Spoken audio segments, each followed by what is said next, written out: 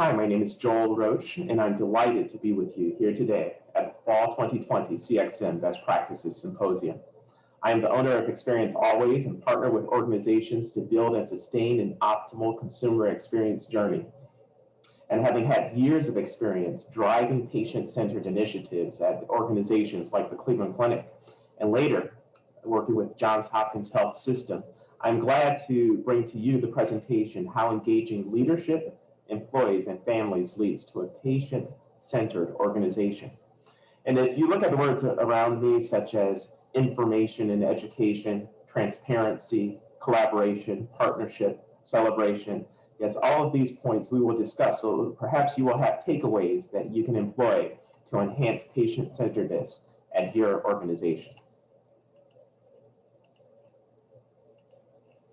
How engaging leadership, employees, and families leads to a patient-centered organization.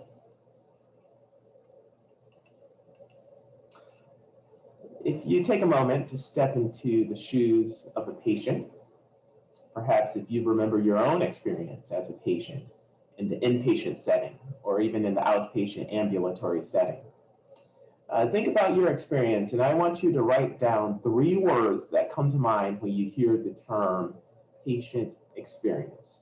So please take a moment to do this.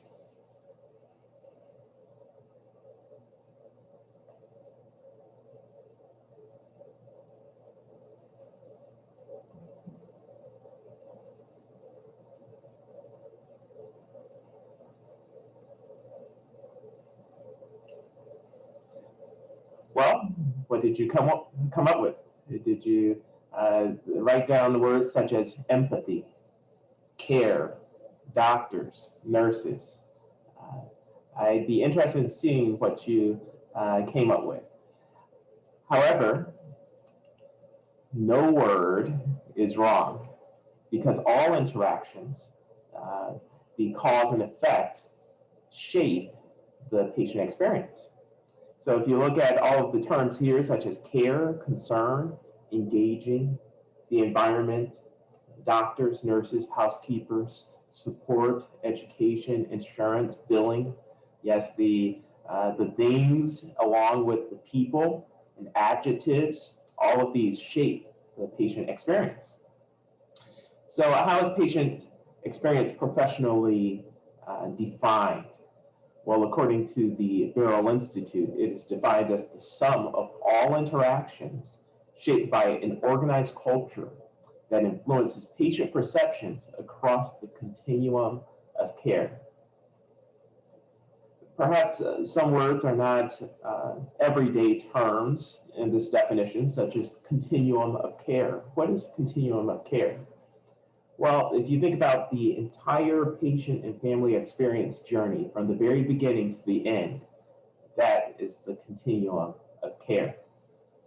So if a patient or prospective patient is looking up a diagnosis or care options on an organization's website, that is when the patient journey starts. And it continues when the patient actually arrives to the campus of the hospital and parks their car and perhaps has interactions with the parking attendant and security staff. And then it continues to registration and interactions with the physician and nurses, housekeeping, facilities workers, and everything that shapes that patient experience from the beginning to the end, and everything in the middle. All of that is the patient experience. So what is a patient-centered organization? Well, combining elements of the definition of patient experience and also the elements of the definition of patient-centered care, which involves accommodating to the preferences, needs, and values of each individual patient, I came up with this definition: an organized culture that is defined by beliefs and systems that are anticipatory of and responsive to unique patient preferences, needs, and values that may change over time. So a patient-centered organization is organized and purposeful with regard to their vision and goals. And it's shaped by beliefs and systems that are accommodating of patient needs and preferences. ever changing over time as needs change. For example, even during this pandemic situation, patient preferences and patient needs have changed, and organizations must be flexible to accommodate the changes and needs of patients and families. So what is the patient experience as a strategic priority, and how can the patient experience become a strategic necessity, a priority for any organization? Well, one must lay the groundwork to establish an optimal patient experience culture of engagement. And this involves a culture that includes all people, the executive members and the executive team, clinical leadership, ancillary leadership, marketing, a collaboration with frontline employees, patients and families, and the community. And we'll go into more detail as to what this involves as we progress in this presentation. The vision for the patient experience must be a shared vision and involve all stakeholders, including the frontline leadership, executives, clinical leadership, and patient experience champions. And if you look at this photo, what do you recognize? What is the setting? Well, no doubt you can see that it's a movie theater setting, and all of the people here at this movie theater, they're reacting to what they're seeing on the screen. And what is the scene? Can you tell by the look on their faces? Well, no doubt it's a happy scene. They're smiling. They're all sharing this emotion. And how is this possible? Because they're sharing in this journey. They're sharing in the story and the plot of this movie. And they're all able to experience the same emotion from having a shared perception with regard to this movie scene. And we could translate this to the patient experience. When a vision is shared, when the story is developed and shared, then there's a common understanding, a common feeling, a common expression that is shared among all stakeholders as they share in this journey, as they share in this story of shaping the vision for patient experience. I had the privilege of overseeing patient experience at Johns Hopkins All Children's Hospital, and it started in December of 2016. And I'd like to share my experience shaping the patient experience culture there at Johns Hopkins All Children's Hospital and the Johns Hopkins Health System. Johns Hopkins All Children's Hospital is a 259-bed children's hospital in St. Petersburg, Florida on the West Coast. It is a main referral center here in Florida, providing care to more than 50 specialties, and again, part of the Johns Hopkins Health System. Well, what was the background of patient experience at Johns Hopkins All Children's Hospital? Well, there was a patient experience committee in existence, and also the child HCAP survey, which models the adult HCAP survey, a standardized post-hospitalization survey that's administered to families that are discharged from the inpatient setting to analyze crucial points of interaction during the hospitalization. That was in use along with the Family Advisory Council that was in existence.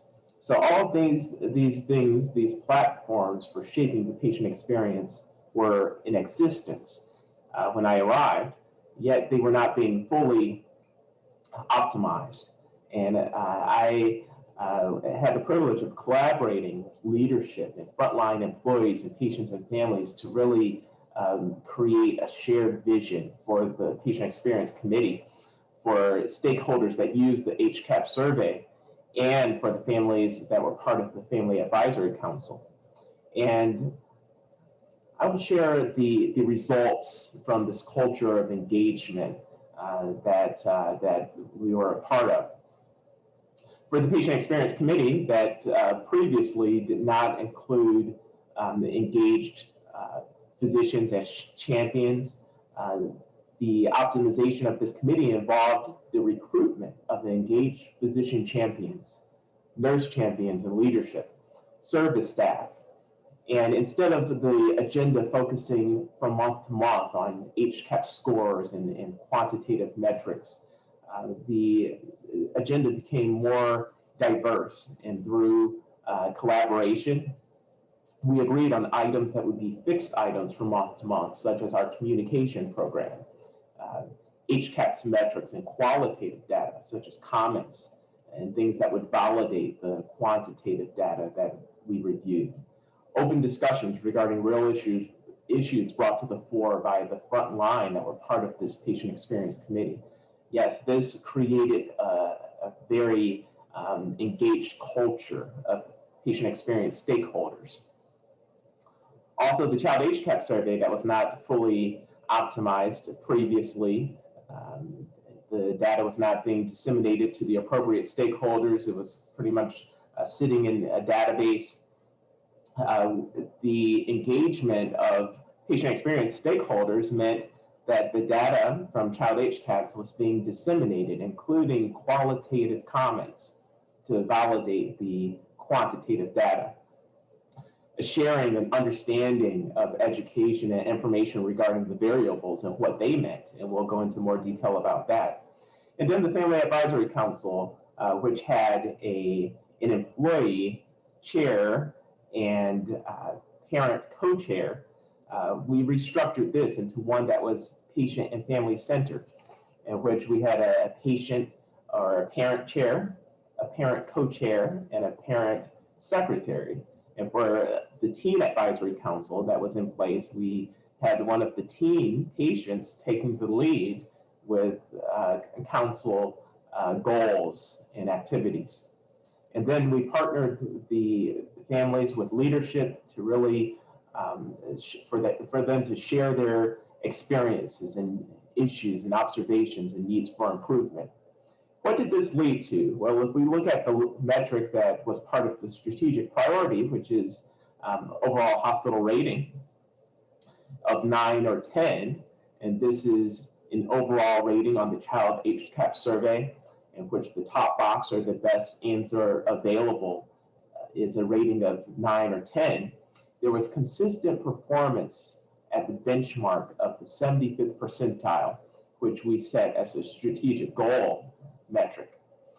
And if you look at around the March 2018 point, that was when all patient experience work groups and the patient experience committee, and also HCAP's survey result dissemination, all of those elements were in place.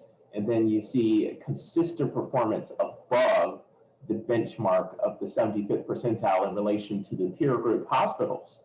In fact, if you see here, there was an average of 82.6% of respondents that responded or gave the hospital rating a 9 or 10 above the benchmark of the 78.7% for the 75th percentile for pure hospitals.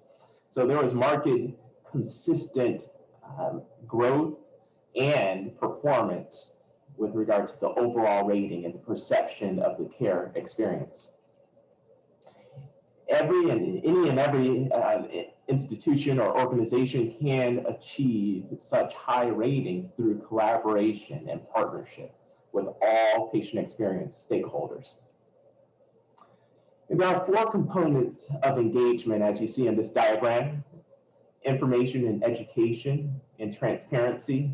These go hand in hand. If you look at the very top, information and education, and the road leading to transparency, and also partnership, and the road leading to collaboration. And sometimes we spend more time on at one point of the road before we cross to the other point. But all of these components work in harmony to create a culture of engagement. And we'll discuss information and education, partnership, collaboration, and transparency, and how employing and optimizing all of these components makes for an ideal patient experience and patient-centered culture. First, we'll look at information and education. How can this be implemented to enhance the patient-centered culture? Well, through definitions such as defining for stakeholders, what is the patient experience? Why does patient experience matter? What are the emotional touch points in the patient experience journey? What is the HCAP survey? What is the child HCAP survey for pediatric institutions? What do patients and families think about the survey questions and related to organizational processes? For example, I remember bringing to the Family Advisory Council of Johns Hopkins All Children's Hospital the discussion, what does privacy mean to you? What is the privacy variable? When you see the privacy question on the HCAP survey, what comes to mind? Is privacy talking with one physician in private with regard to sensitive topics and having residents step aside as the discussion is being held? And that was feedback that we got from one family. Or perhaps having conversations about sensitive matters and more awareness of proximity to other family members. All of these things, we received feedback with regard to the definition of what is privacy, and it allowed us to come up with things to help shape a culture that had a respect for privacy as it's defined by patients and families. Information and education regarding key metrics. Again, with the child HCAP survey, it really focuses on consistency, as the adult HCAP survey focuses on consistency. And how often do we take consistency for granted in everyday life? For example, I like to ask the question, how often do you like to see other drivers stop at a red light? Of the options of never, sometimes, usually, or always, what would you say? Never, sometimes, usually? Of course, only always is the consistent response. That's something that we expect from other drivers. How often do we want or do we take for granted that the sun will come up every single day? Yes, we know that the sun is consistent, even if we don't see sunshine. It's one of the consistent things that we take for granted. Therefore, HCAPS is really, the variables are based on consistency, and there should be education regarding the consistent measures, such as how often do your child's doctors treat you with courtesy and respect. This is a child HCAPS question that's geared toward the parent and their observations of interactions with the physician that took care of their child. Or on the adult HCAP survey, how often did your child or did your doctors treat or educate you in a way that you could understand, or provide information in a way that you could understand? Or how often did they listen to you? Never, sometimes, usually, or always. So we want to shape a culture that always provides consistent experiences for patients and families, and do this through education with regard to the HCAPS measures. Yet it's not limited to HCAPS and with regard to information and education, but there should be collaboration with regard to real-time feedback opportunities as well, and surveys that can be implemented at various points to assess the patient experience. Information and education regarding service behaviors. It's very important to have a culture that provides education and information about things such as nonverbal communication, which is the sounds, ways of talking, as you see in this diagram, posture, the appearance, proximity, eye movement, facial expressions. Yes, are we creating a culture of engagement that involves not just the words that we say, but behaviors?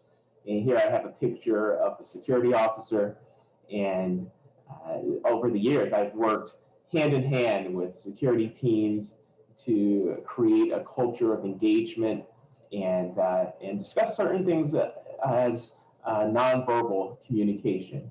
Since smiling seems to, and in research, the best practices, it disarms the environment. It creates a more safe and secure environment, and one that is open and more comfortable for all people involved. And So through work with your security teams, with your nurses, physicians on nonverbal communication, this can also add to a culture that is patient-centered. Now we'll discuss data transparency. So sharing high-performing points and information on areas that need improvement. What variables influence the overall hospital rating? Areas need improvement. What areas are impacting other areas? For example, doctors listen. Did the doctors listen to you, the patient, in a way that you felt heard?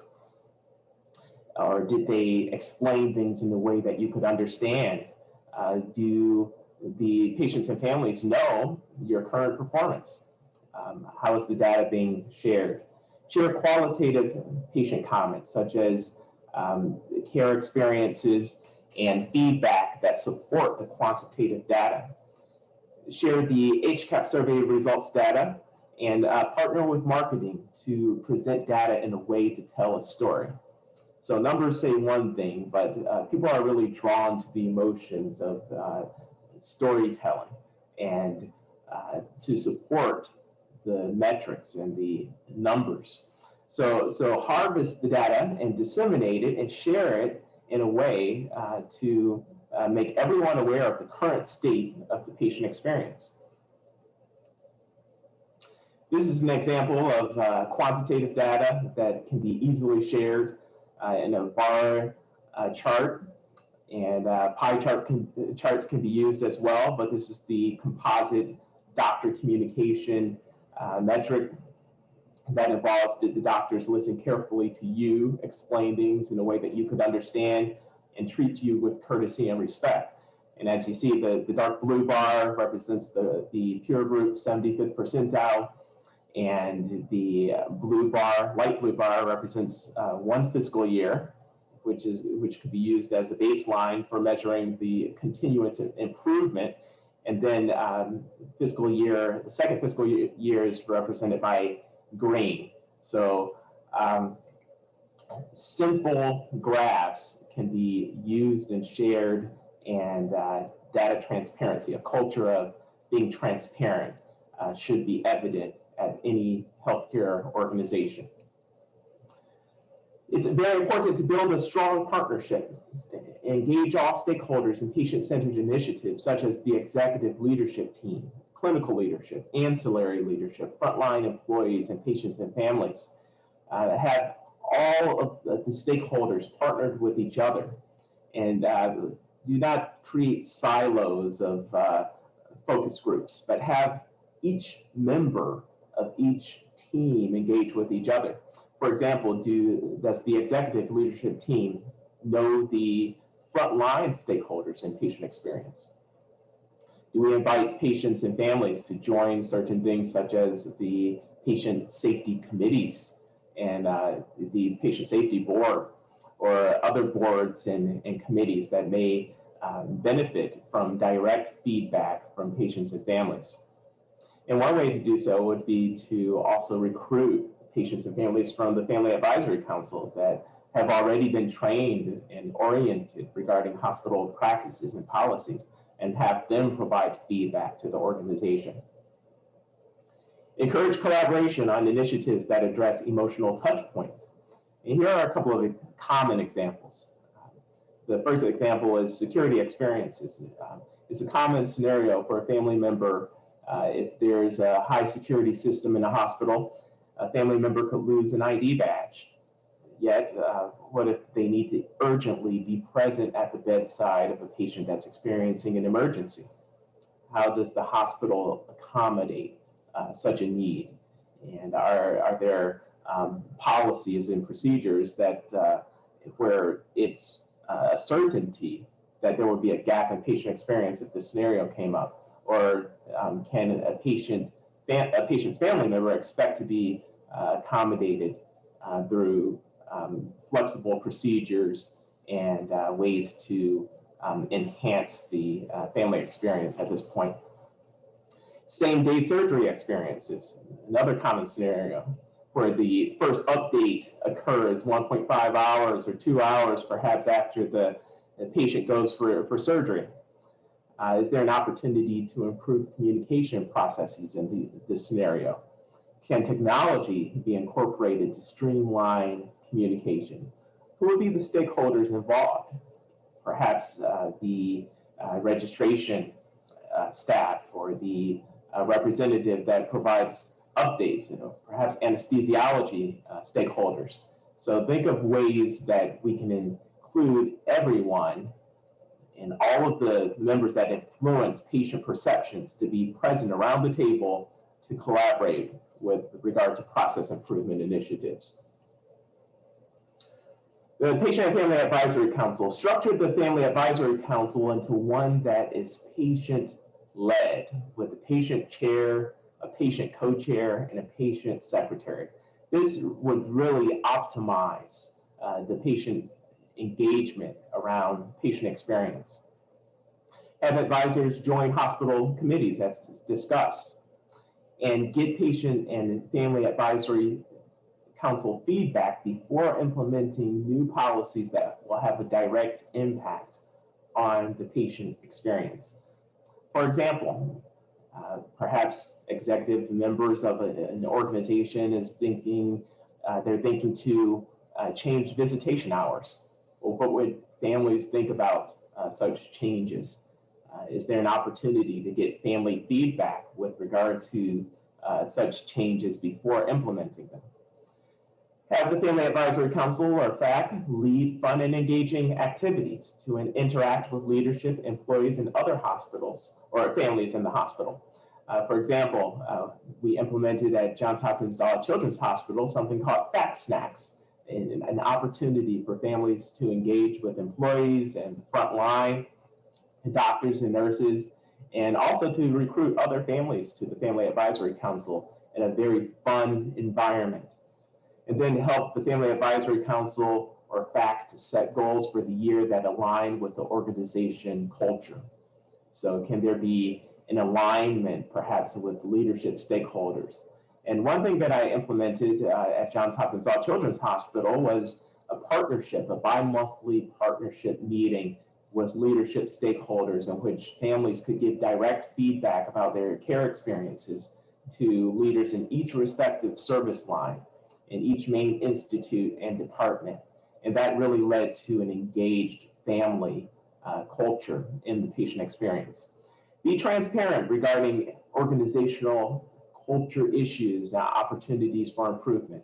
Get the feedback of the Family Advisory Council with regard to their observations of employee communication, and even their observations with regard to the general feeling of walking around campus. Are they being acknowledged? And that would be a great opportunity to partner with patients and families. Collaboration involves everyone, and every patient voice matters. Here's a question that is evidence-based that could be asked in any setting, which is, what matters most to you? What matters most to you today? And even a billing representative on the phone to target what the main concern of the consumer or patient or family member is. They could say, oh, what matters most to you during this interaction? What is your key concern? And we may find out that it's something not related to the main issue at stake. For example, the main issue for a family member coming to your organization to visit a patient may be that their car is in disrepair on the highway and they had to take an Uber, and they need help and assistance in a practical way just with regard to how to navigate. So think of ways that you can address the what matters most to the patient and family. Coach stakeholders to achieve the goal, help them to get there. As you see in this picture, there's a person on the high point of this rock, and he's helping his team member get there. So reach out to your staff, to all of your stakeholders in patient experience, and help them to get to that high point, to reach that vision, and collaborate with them to do so. And then after all the hard work that you do, you can celebrate. And as you see there, I am in this picture here celebrating after our organization at Johns Hopkins All Children's Hospital achieved magnet designation, which is the highest designation for nursing quality standards.